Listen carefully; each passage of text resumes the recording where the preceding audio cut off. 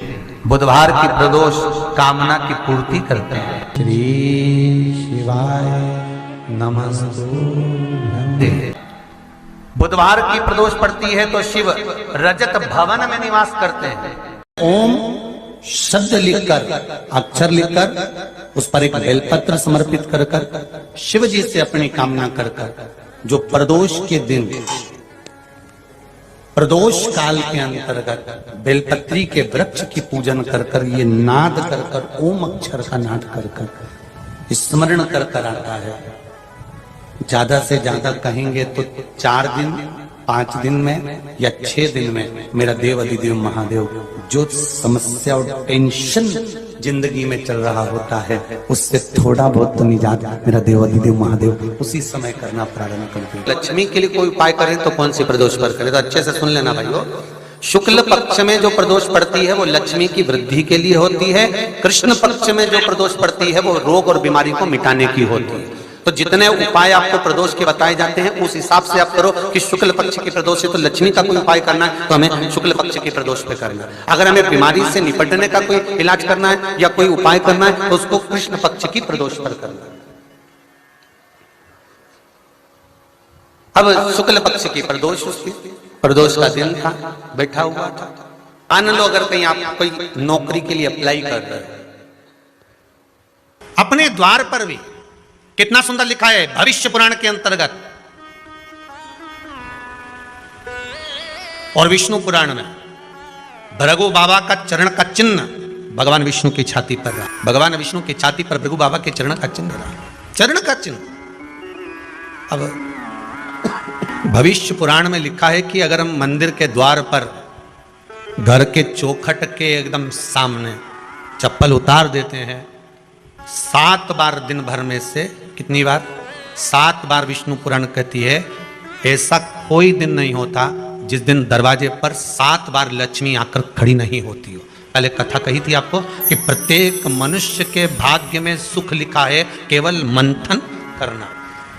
भविष्य पुराण कहती है 7 बार लक्ष्मी प्रत्येक मनुष्य के दरवाजे पर जाकर खड़ी होती है, पर द्वार पर चप्पल पड़ी होने के कारणवश वो लौट कर चली जाती है। बहुत ध्यान दीजिएगा महाराज, थोड़ा सा आपको बुरा लगेगा, लग जाए, और शिव पुराण है, जीवन संवार देगी तो अच्छी बात है, जीवन संवार दे तो अच्छी बात है। मंदिर के द्वार पर हम जब चप्पल छोड़ते हैं, जिस मंदिर की चौखट पर चप्पल छोड़ी है, आप जितनी देर आराधना में लगे रहते हैं उतनी देर तक आपकी चप्पल पर जितने लोग लांग कर जाते हैं, जितने लोग लांग कर प्रवेश करते हैं, उसका भी दुख आपके भाग्य में आता चले जाता है। ध्यान दीजिएगा जरा। चप्पल का भविष्य पुराण में पढ़िएगा कवि की पादुका का महत्व क्या है, पादुका किस ओर उतारना चाहिए, पादुका को कहां रखना चाहिए, किस जगह पर बुआरी झाड़ू को रखना चाहिए, किस जगह पर चलनी को रखना चाहिए। सुई, कंपनियां कई बंद भी हो गई, कई कंपनियों से निकाल भी दिया गया, कहीं पत्नी परेशान हो रही है, कहीं पति परेशान हो रहा है।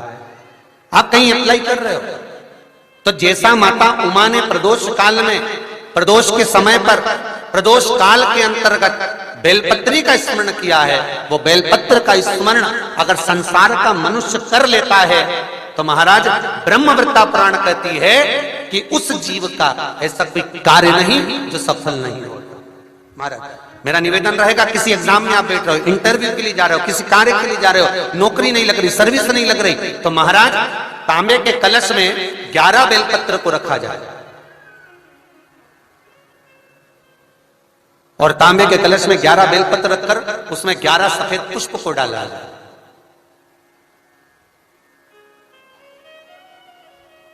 लाल चंदन घिसकर कटोरी में लेकर जाइए।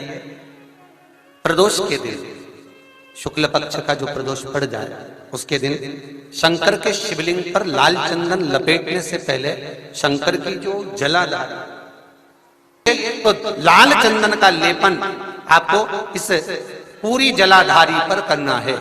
लाल चंदन का लेपन पूरी जलाधारी पर करना। और महाराज जी जिस कलश में आपने घर से 11 बेलपत्र और 11 सफेद पुष्प जल के अंदर डालकर लाए हो, उसको आप चढ़ाएंगे तो इस तरह से चढ़ाएंगे कि उसका भाग हमें दिखे चढ़ते समय। ऐसे नहीं चढ़ाना, उसको चढ़ाते समय इस तरह से चढ़ाएं कि वो जल का भाग हमारी ओर गिरता हुआ। महाराज जब आप वो समर्पित कर दें, बेलपत्र पुष्प आदि सभी चीजें, उस चंदन का एक थोड़ा सा भाग पूरी जलाधारी पर हाथ फेर कर अपने दरवाजे पर आते आते उसका स्पर्श कर दें। जिस दरवाजे से आप एग्जाम देने के लिए जाओगे, जिस घर से आप जाओगे, अपने घर के किसी भी दरवाजे पर उसका हाथ लगा दें या कोई स्थान को छू लें। जिसको आप दरवाजे को खोलकर, दरवाजे को स्पर्श कर कर या दीवार को छूकर या अलमारी को छूकर, जिसको भी छूकर आप जाओगे उसका स्पर्श कर लें। फिर आपको कुछ नहीं करना है, उमा और महेश ही सब कुछ करेंगे जो उनको करना है, सब साथ। शंकर भगवान ने कहा जब प्रदोष काल हो, शाम का समय हो, उस समय पर बेलपत्री, पीपल और आंवले के नीचे लक्ष्मी तो कुछ देर के लिए विराजमान हो जाना। जो तेरे इन वृक्षों के नीचे शाम को दीप लगाने आए उसके घर तो पीछे पीछे चली जाना। बस इतनी कृपा कर देना। जिस प्रदोष व्रत का हम वर्णन करते हैं, जिस प्रदोष के दिन का आपको बधाई कल हमने दी थी कि प्रदोष की आपको बधाई हो, प्रदोष शाम का जो समय होता है, प्रदोष काल जो होता है, उसका वर्णन जब हम करते हैं, ये प्रदोष की पूजन का विधान किसने बनाया, ये प्रदोष की पूजन का नियम किसने बनाया, ये प्रदोष की संध्या काल का, प्रदोष के समय का पूजन का विधान कौन बनाया, ये प्रदोष के समय पर एक बेलपत्र चढ़ाने का विधान किसने बनाया, प्रदोष के समय पर एक समीपत्र चढ़ने का विधान किसने बनाया, प्रदोष के समय पर अगर मान लो कोई भिखारी से भिखारी व्यक्ति भी है जो ठेला चला रहा है, उसके पास में खाने के लिए कुछ नहीं है, फटे कपड़े पहन रहा है, उसकी जिंदगी में कुछ भी नहीं बचा और कर्जे में लदालूम हो गया, एक चावल का दाना अगर वो प्रदोष के दिन, प्रदोष काल में शाम के समय पर शंकर के शिवलिंग पर चढ़ा देता है तो 3 या 4 प्रदोष में उसका कर्जा चुकना प्रारंभ हो जाता है। प्रदोष का विधान। इतना ये प्रदोष का वर्णन करा किसने, इतना प्रदोष की महत्वता बताई किसने, कौन करे इतना वर्णन। अगर प्रदोष की महत्वता बताने वाला कोई है, इसीलिए मेरे शंकर भगवान माता सती को लेकर कुंभज ऋषि के यहाँ, अगस्त ऋषि के यहाँ कथा सुनने के लिए गए थे, क्योंकि उनके बराबर कोई शंकर के महत्व को बता नहीं सकता और प्रदोष के महत्व को नहीं बता सकता। सती मैया को प्रदोष का महत्व बताने के लिए शंकर सती जी को लेकर कुंभज बाबा के यहाँ गए थे, अगस्त ऋषि के, कि प्रदोष के महत्व को तो जानो सती, तुम प्रदोष के महत्व को तो सती जानो, तुम प्रदोष के महत्व को तो सती पहचानो कि प्रदोष का महत्व क्या होता है, प्रदोष काल का महत्व क्या होता है, प्रदोष के समय का महत्व क्या होता है। जिस समय पर सूरज डूब रहा हो, चंद्र प्रकाशित हो रहा हो, दोनों का मेल हो रहा हो, ना तो पूरा सूरज डूबा है, ना पूरा चंद्र आया है, ना पूरा अंधेरा है, ना पूरा उजाला है, उस समय को प्रदोष काल कहा गया, उस समय को प्रदोष का समय कहा गया। प्रदोष का दिन, प्रदोष काल, शाम का समय, भगवान देव अधिदेव महादेव मां जगतजननी पार्वती जी के साथ में भ्रमण करने। देखिए, अगर प्रदोष का व्रत नहीं कर सकते, प्रदोष के दिन आप व्रत नहीं कर सकते, मान लो आपसे भूखा नहीं रहा जाए, प्रदोष का व्रत नहीं कर सकते, प्रदोष के दिन आप भूखे नहीं रह सकते, मंदिर भी नहीं जा सकते, दिया भी नहीं लगा सकते, तो शिव महापुराण की कथा कहती है कि प्रदोष के दिन, प्रदोष काल में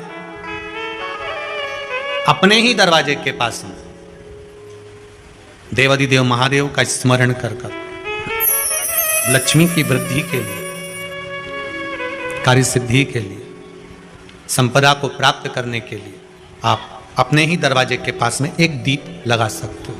कौन से दिन? प्रदोष। तो महाराज प्रदोष के दिन, प्रदोष काल में बेलपत्री के पेड़ के नीचे एक, जो पत्ता आपके पास में हो, पान का मिल जाए तो पान का, पीपल का मिल जाए तो पीपल का, बेलपत्र का मिल जाए तो बेलपत्र का, उस पत्ते पर मात्र थोड़ा सा शहद और 7 दाने चावल के रखकर घी का दिया लगा दो महाराज, और थोड़ा सा जल हाथ की अंजलि में लेकर भगवान देवाधिदेव महादेव का स्मरण कर कर कि इस बेलपत्री के वृक्ष के नीचे माता लक्ष्मी, पार्वती, सरस्वती विराजमान है। इसी बेलपत्री के पेड़ के नीचे मेरे देवाधिदेव महादेव का 12 ज्योतिर्लिंग का स्वरूप प्रकट है, उनका स्मरण कर कर जल चढ़ा दीजिए। और उसका स्मरण कर लो जो चिड़चिड़ प्रवृत्ति करता हो, क्रोध करता हो, जिसको बोलने का भान नहीं होता हो, सम्मान नहीं देता हो, अपशब्द कहते हो, उनका स्मरण कर कर आप छोड़ेंगे। एकदम एक प्रदोष करेंगे, दूसरे प्रदोष तक तो आपको कोई दिक्कत ही नहीं है। 2-3 प्रदोष कर कर देखिए, बाबा कृपा करें। बच्चों को पढ़ने का कह रहे हो, पढ़ने बैठो पढ़ने बैठो पढ़ने बैठो पढ़ने बैठो, तो एक आध प्रयास बच्चों के लिए भी कर लिया करो कि भाई ठीक है, बच्चे लोग विद्या में प्रबल होंगे।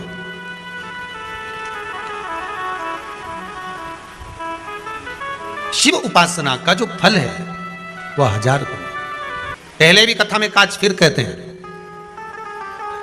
शिव मंदिर में जल बाद में चढ़ाना, शंकर के मंदिर में जाकर पंचामृत स्नान बाद में कराना, शंकर जी के मंदिर में जाकर पूजन बाद में करना, पहले थाली एक और रखकर शिव मंदिर में झाड़ू पोछा या जो बेलपत्री निर्माल्य जो भी रखा हो उतरा हुआ सामान उसको भरकर कहीं एक और जहां मंदिर वाले रखते हो वहां ले जाकर रख दो, झाड़ू पोछा एक बार जरूर। पूजन करने से पहले सबसे पहले सफाई का ध्यान रखो, और एक विश्वास रखना, आप मंदिर की सफाई नहीं कर रहे हो, फिर निवेदन करूंगा आपको, आप मंदिर की झाड़ू नहीं लगा रहे हो, आप मंदिर की सफाई नहीं कर रहे हो, आप मंदिर में पोछा नहीं लगा रहे हो।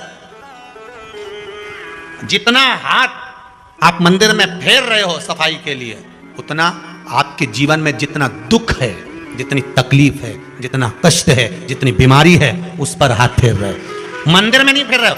नहीं तो सारी दुनिया में जितने मंदिर हैं, सारे मंदिरों में ट्रस्टियों ने कुछ ना कुछ लगा के रखा है, स्वीपर आता है साफ करके जाता है, ये आएगा सफाई कर जाएगा, पंडित जी होंगे तो बुआरी लगा देंगे, पंडित जी होंगे सफाई कर देंगे। उन्होंने तो पंडित जी को बोल के रखा है कि साफ कर दो, पंडित जी करते भी हैं, पर पहला फर्ज आपका है कि आप मंदिर में आए हो तो पहले आप सफाई करो। क्यों? क्योंकि हम उसका द्वार साफ रखें। आज के समय में तो एक नियम हो गया साहब कि मंदिर में जाते हो तो मंदिर के दरवाजे पर चप्पल उतार के जाते हो, नहीं तो शास्त्र रीति तो ये कहती है कि मंदिर में भगवान सामने बैठा है तो उसके सामने चप्पल भी नहीं उतरना चाहिए। तो कई लोग कहते हैं मंदिर के अंदर थोड़ी ना उतार, हम तो जीने से भी बाहर, एकदम गेट के बाहर वहां पर सामने तो है ना, सम्मुख में तो है। तुम्हारे यहां अगर 4 लोग दिवाली मिलने आते हैं ना तो तुमने चप्पल रखने का भी स्टैंड बनाकर रखा है, साइड में उतारिए, दिल्ली पर मत उतार देना, थोड़ा साइड में उतारो, सामने से सब आते जाते रहते हैं, सामने उतारो, सम्मुख में क्यों उतार रहे हो?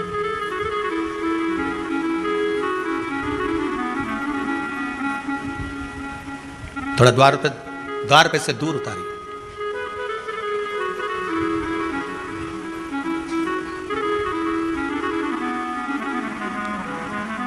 अभी तो कुबेरेश्वर धाम में काम चल रहा है, आप लोग जो दान दे रहे हो, आपके दिए हुए दान से निर्माण चल रहा है। अभी तो आप पहनकर जूता चप्पल भी अंदर आ जाते हो, भले दूसरे मंदिरों में चप्पल पहनकर हमने देखा है, आधिकारिक मंदिरों में, ब्रजभूमि पर भी बहुत मंदिरों में लोग अंदर जूता पहनकर चले जाते हैं, पर जब तक बाबा नहीं बैठा तब तक तो आप पहनकर आ रहे हो। जिस दिन बाबा कुबेरेश्वर धाम में आकर बैठ गया उसके बाद वो दोनों गेट पर चप्पल बाहर ही रहेगी। आओ आप कंकर से शंकर जब शरीर से लगेगा तब सुख भोगोगे, आनंद भोगोगे, सुख की प्राप्ति।